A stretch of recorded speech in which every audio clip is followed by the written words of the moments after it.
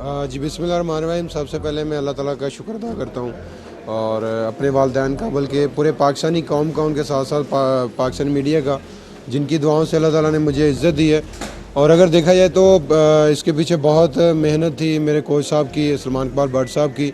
और इसी साल जो मैंने सर्जरी करवाई थी राइट नी की, फरवरी में हुई थी 2024 में। तो उस पे जो वर्क किया वो डॉक्टर अली शेर बाजवा साहब हैं। मैं उनका शुक्रगुज़ार हूँ कि जिन्होंने बड़ा वर्क किया। और आपको पता है कि पाकिस्तान में वेदर बहुत ज़्यादा इधर गर्मी थी, उसके बावजूद भी अल्हम्दुलिल्लाह हमने इतनी मेहनत की। और इसके साथ